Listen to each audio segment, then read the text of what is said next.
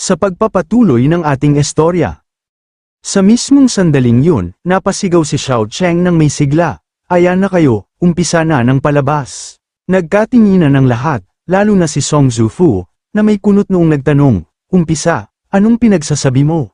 Hindi pa man siya natatapos, sumabat si Song Wenhuan, Brother Shu, itigil na ang dakdak, umpisa na, gaya ng napagkasunduan, nasa akin ang huling Dragon Claw Flower, huwag mong kalimutan yun. Ngumisi si Xiao Cheng, parang sanay sa gulo. Kalma lang, bihasa na ako sa pagbubugbog ng mga mas batang kapatid. Bigla siyang nagbago ng tono, may panunuyang tingin habang umiling, pero bago ang lahat, hulaan muna natin, ilang araw nang patay si Old Master Pavilion. Bumalatay ang hilakbot, si Song Zufu ang unang bomb ira. Buhay pa si ama kaninang umaga, ikaw ba ang may pakana nito? Pinutol siya ni Xiao Cheng, malamig ang tinig, kanina ko pa nararamdaman may kakaiba, yung nakahiga, mukhang tao, pero walang buhay, parang papel na ginaya gamit ang mahika para linlangin tayong lahat. Napabulala si Lingling habang inaalala ang nangyari. Tama, gusto sanang yakapin ni second senior brother si Old Master pero pinigilan siya ni Wenhuan.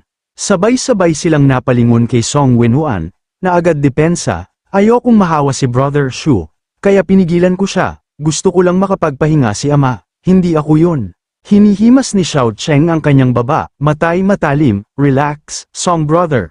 Tapusin ko lang, inobserbahan ko ang bangkay, sa loob ng pulso niya may malalalim na gallows. At lumitaw ang tatlong bituin, palatandaan ng 7-star pearl poison mula sa Southern New Kingdom. Bawat araw, lumalabas ang bituin, tatlo na ang nandun, ibig sabihin, 3 araw nang patay ang Old Master. Napahikab si Xiao Cheng bago muling nagsalita. May narinig akong isang panauhing galing Southern New na dumating sa Moonlit Pavilion itong mga nakaraang araw, alamin niyo kung sino ang nagdala sa kanya, baka yun ang may sala. Mabilis ang tugon ni Song Wenhuan, hindi pa ako kailanman napunta sa Southern New. Pero mariing sumingit si Song Zufu, sabay kurot sa kamao. Pero ang tagapaglilingkod na nagdala sa kanya, tauhan mo, hindi mo pwedeng itanggi, may record tayong lahat sa pavilion. Tumahimik si Xiao Cheng, inipon ang lahat ng iniisip, saka mariing sinabi, ang panauhing ito ay misteryosong nawala matapos magkasakit ang Old Master. Baka tumakas siya, o baka itinago, naniniwala akong siya ang nagtangkang lasunin ng matanda. Pero dahil matatag ang panloob niyang lakas, hindi agad siya nasawi, sa halip, nabaliw, at sinunog ang buong Dragon Claw Flower Field. Bigla siyang napahinto, at buong tindi ang titig kay Song Wenhuan, nagliliyab ang kanyang mga mata, parang apoy na handang lamunin ang lahat. Sandali lang, mariin niyang binigkas, ibig mong sabihin, ikaw ang may kinalaman sa pagkasunog ng Dragon Claw Flower Field, kung ganon, may utang ka sa akin, personal to. Napaatras si Song Wenhuan, nanginginig at halos mapasigaw, Brother Shu, hindi yan ang iniisip mo, pakiusap, pakinggan mo muna ako, huwag muna tayong magpadalos-dalos, nasa akin pa ang huling Dragon Claw Flower, maaari pa tayong makabawi.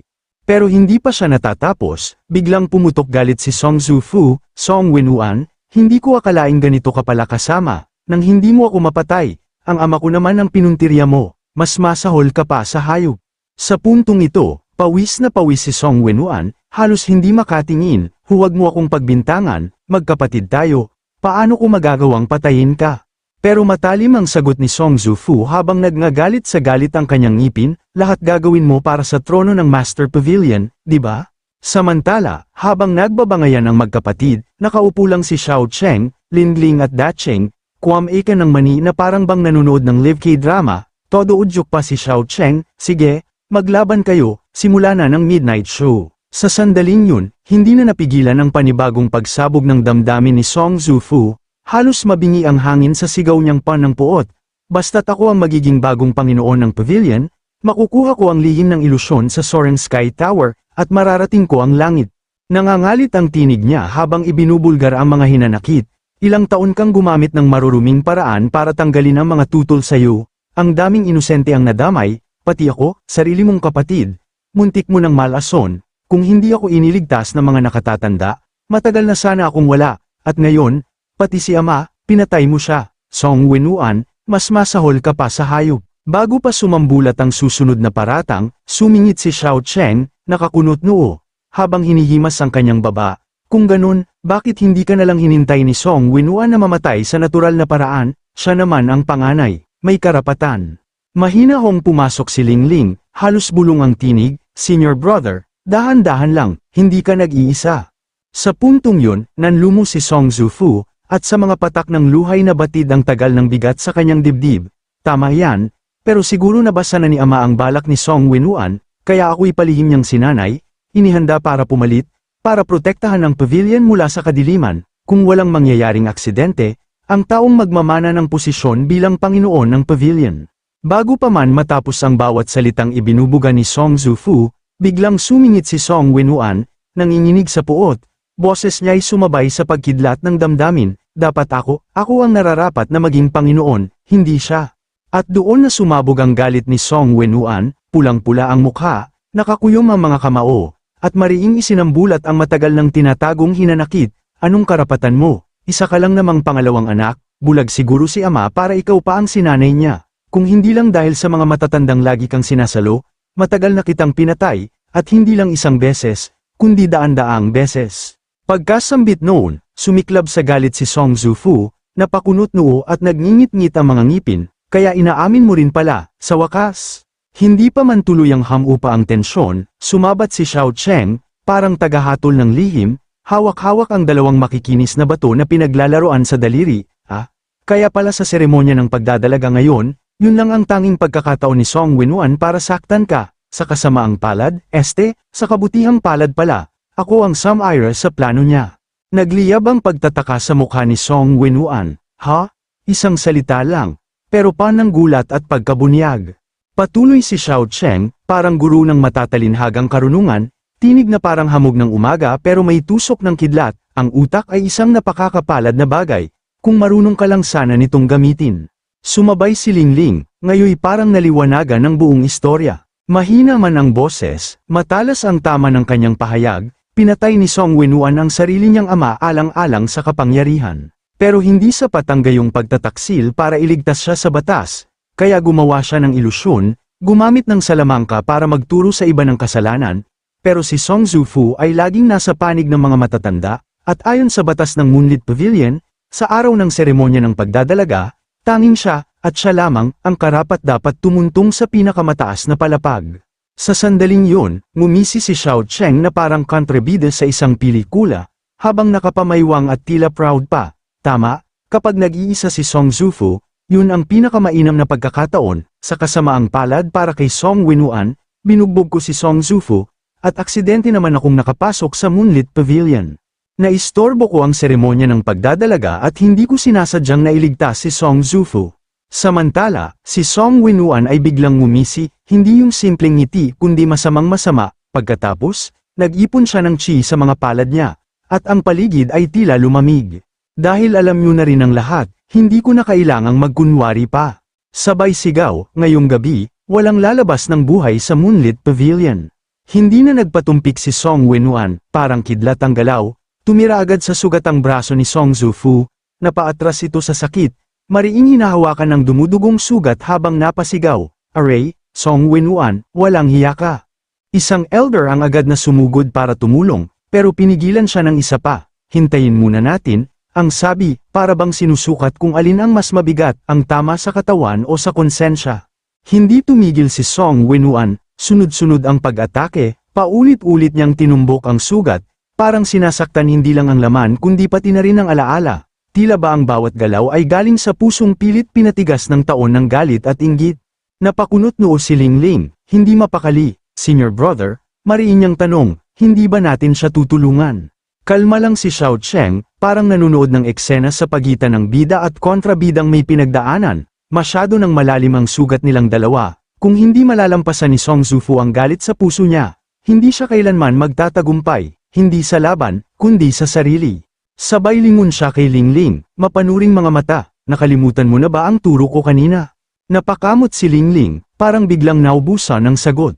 At doon na sumingit si Dacheng, praktikal at direkta sa punto, "Pero nasugatan siya dahil sa iyo." At bigla pa siyang inambush, paano siya babangon sa ganitong laban? Ngumisi si Xiao Cheng, bahagyang may halong biro pero mabigat ang laman ng kanyang tinig, habang dahan-daang nilalabas ang paborito niyang bamboo stick mula sa kanyang harapan, animoy isang maestro na magtuturo ng leksyon, mariin niyang winika, "Huwag kang mabahala, kung haantong man sa sukdulan, Sisabayan ko na si Song Winuan ng bagbog, sa pamilya, walang labis, walang kulang, lahat pantay-pantay, mas maganda kung maayos, at syempre, malinis sa paningin. Balik tayo sa dalawang magkapatid si Song Zufu ngayon, nakasiksik na sa pader, duguan at halos hindi na makatindig. Pagkatapos, biglang sumigaw si Song Winuan, at may dumagundong na enerhiya sa paligid, Demon Moon Palm, mamatay ka. Samantala, hindi nagpatinag si Song Zufu, hinarap niya ito, nanginginig man, hindi ako sisuko, hindi kita hahayaang magtagumpay. Sa sandaling yun, bumangga ang kanilang puwersa, isang malakidlat na salpukan ng chi. Napailing si Song Winuan, taas kilay, at may mapanghamong ngiti sa labi, may panunuya sa kanyang tinig nang ideklara niya. Ikaw na basura, kahit walang sugat, mababa ka pa rin sa akin, akala mo ba makokontrol mo ang moon inviting palm technique ni ama nang walang sandata? Basura ka nga, at dito na matatapos ang kwento mo.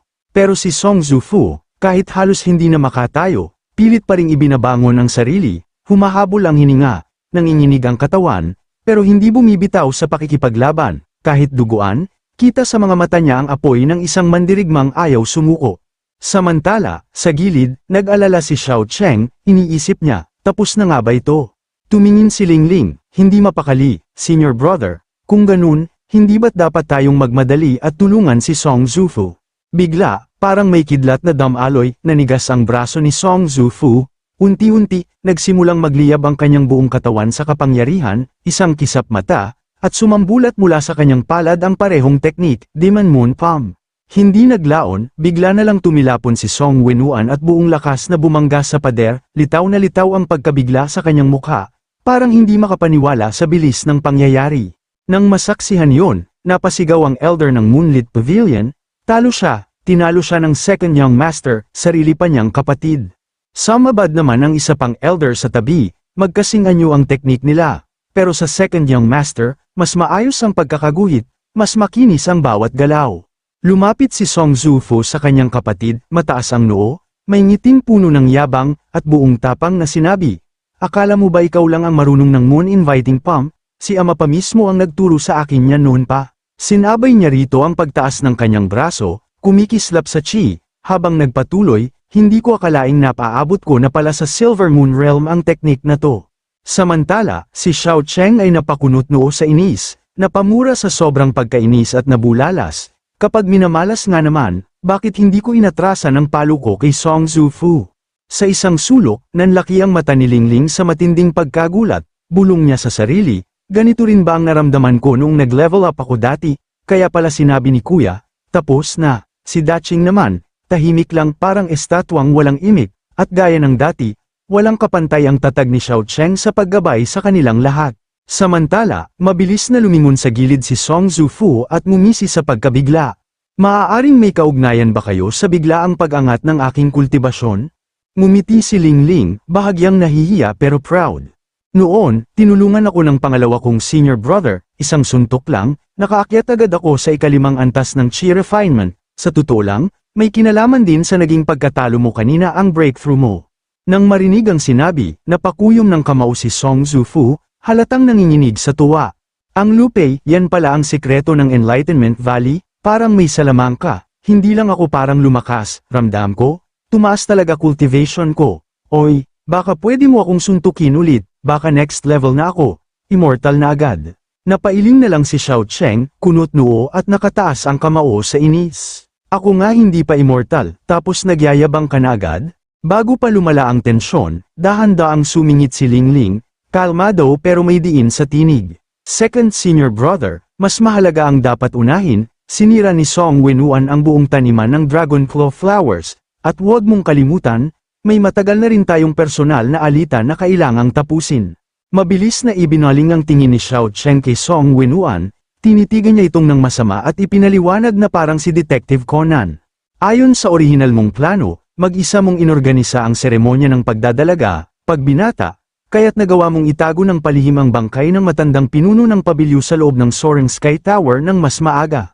Pagkatapos, may dahilan ka na para ibiente si Song Zufu bilang salarin sa kanyang kamatayan, hintayin mo lang na pumunta roon si Song Zufu, at pagdating niya, magdadala siya ng mga tao na, kunwari, biglang dadaan at tsambaang madiskubre ang bangkay, pagkatapos, May katwiran ka na para ibiente si Song Zufu bilang may kagagawan sa kamatayan ng matandang pinuno ng pavilion. Napakamot sa baba si Song Zufu, halatang litong-lito. Pero dumating ka't nabuwag ang plano, teka lang, pati to, kasama na sa plano mo. Mabilis siyang tumingin kay Xiao Cheng, na para bang ngayon lang tumama sa kanya ang buong picture. Tumango si Xiao Cheng, malamig ang boses habang nagsalita, parang may pinagdadaanan. Ang mga ganitong klaseng palace drama, madali lang hulaan kung gagamitin mo ang utak mo kahit konti. Biglang sumabat si Dacheng, kunot nung nagtanong, kung alam mo na pala ang galaw ni Song Wenuan, bakit di ka na lang lumayo, bakit kailangang pumasok ka pa sa gulo? Hindi nagpaawat si Xiao Cheng, tumawid ng braso at tumugo na parang may bigat sa puso. Dahil kayong dalawa, para akong may dalawang batong pasan, saan man ako lumiko, dala ko pa rin, kaya andito ako. Napatingin si Lingling sa kalayuan, tapos marahang nagsalita, parang may kakaibang iniisip. O baka naman, hindi ka pa talaga sumusuko, baka gusto mo pa ring makita kung makakalikom ng Chiang Soaring Sky Tower. Sa sandaling yun, tumulo ang luha ni Song Zufu, biglang naintindihan ang sakripisyo. Ginawa mo to, para sa akin, handa kang maging scapegoat para sa plano ni Song Wenuan. Nang masaksihan ni Xiao Cheng ang pangyayari, bigla niyang tinihil ang emosyon. Huwag kang masyadong mag-ilusyon, kahit anong mangyari, kailangan kong makapasok sa Soaring Sky Tower, ang pagsagip sa'yo, tsamba na lang yun. Sa sinabi niyang ito, parang tinamaan ng matinding kidlat ang puso ni Song Zufu, biglang napahinto, tila nawala sa sarili, at di makapaniwalang narinig niya yon. Matapos ang lahat, tinitigan ni Xiao Cheng si Song Wenuan, basag ang katawan, pero mas basag ang tiwala, sumilay ang mapait ng ngiti sa kanyang labi habang nagsalita ng may halong panunuya. Dahil sa tinatawag mong bonus na pagliligtas ko, bigla mong binago ang laro, ginamit mo ang palabas na pagtakas bilang panakipsala, tapos isinangkalan pa ang Dragon Claw Flowers para lang mapasama ako sa bitag ni Song Zufu. Hindi na napigilan ni Xiao Cheng ang galit, sumigaw siya na tila ang bawat salita'y apoy. Pero sa tingin mo ba talaga si Xu Xiaocheng ang taong ipagpapalit ang paninindigan niya para lang sa isang mumurahing Dragon Claw Flower? Nang marinig yun, nahulog si Song Zufu sa bitag ng paghanga, sa bawat salitang binitiwan ni Sun Xiaqing, tila lalo siyang nahuhulog sa karisma nito. Pero biglang nagtaka sina Lingling at Daching tila nahihiwagaan. Bakit parang may hindi tama sa pakiramdam ko? Parehong bulong ng dalawa. Bago pa sila makaisip ng kasunod, sinuntok ni Xiao Cheng si Song Zufu sa mukha, at nawalan ito ng malay. Humarap siya kay Song Wenuan at ngumiting magalang. Nahihilo ka ba sa biyahe? Ha? Hindi, malamig na tugon ni Song Wenuan. Hindi na siya nag-aksaya ng oras, dinampot si Song Wenuan at tumakbo palayo, para bang may buhay na nakataya. Habang nakatalikod, sabay napaisip sina Lingling at Daching. Gets ko na, may plano talaga siya. Nang makalayo, ibinaba ni Xiaong si Song Wenuan, tila lantang gulay na, may bula pa sa bibig. Sinampal pa ito ilang beses, gising, hoy, nasaan ang Dragon Claw Flowers ko? Damilat si Song Wenuan, gulat na gulat nang makitang si Xiao Cheng ang kaharap. Anong balak mo? Nanginginig ang tinig niya. Sa sandaling yun, pumunat ang noo ni Xiao Cheng tila napipikon. Huwag ka na magpaligoy-ligoy, ikaw na rin nagsabi, niligtas kita, ibigay mo na ang Dragon Claw Flowers. Sa narinig, napailing sa galit si Song Wenuan, sa tingin mo ba makikipagtulungan pa ako sa iyo ngayon? Kita namang magkutsaba kayo ni Song Zufu. Bago pa man niya matapos ang kanyang salita, biglang bumigat ang hangin, sinuntok ni Xiao Cheng ang isang malaking tipak ng bato sa tabi ni Song Wenuan, at sa isang iglap, ito'y naging alikabok, kumulog ang katahimikan ng paligid, tila umalingaw-ngaw ang pira-pirasong bato sa puso ng sinungaling. Mataas ang noo. Titig na titig si Xiao Cheng kay Song Wenuan, ang galit sa kanyang mga matay parang apoy na tahimik ngunit matagal ang sunog, sa isang tinig na ubod ng lamig, halos humihiwa sa pandinig, tinuturuan mo ba ako kung paano ako dapat kumilos? Sa puntong ito, nanginginig na si Song Onean, mabilis na bumigay. Nakatago ang Dragon Claw Flowers, halika, susundan mo ako. Pumasok silang dalawa isang silid, sa di kalayuan, nagmamanman pa rin sina Lingling at Daching. Totoo ba to? Tanong ni Lingling, tumutulong lang si second senior brother dahil sa Dragon Claw Flower. Sumagot si Daching, seryoso ang tono, ano pa nga ba? Ang dahilan ng pagpunta niya rito ay para hanapin ang mga bulaklak, hindi para lutisin ang alitan ng pamilya. Para kay Xu Xiaocheng, mas mahalaga ang paglinang ng pagka-immortal kaysa anupaman. Sa loob ng silid, ngumiti si Song Wenwuan, may halong takot at pangbabala. Shu brother, Lord Shu Xiaocheng, sandali lang, kukunin ko na ang mga dragon claw flowers mo. Hindi na siya nag-aksaya ng sandali, agad niyang dinampot ang kahon. Pagkatapos, nanginginig sa pananabik si Song Wenwuan habang marahang iniabot ang isa pang kahon, para bang hawak niya ang mismong kapalaran sa kanyang mga palad. Napakahalaga ng dragon claw flowers, bulong niya, punong-puno ng bigat at hiwaga ang tinig, kaya itinago ko ang mga ito sa isang lihim na sisidlan, para masigurong ligtas sila. Ano man ang mangyari, Brother Shu, pakiusap, buksan mo ito at tingnan mo mismo. Sa sandaling yun, nakatitig si Xiaocheng sa kahon, parang isang lihim na matagal ng kinikimkim ng tadhana.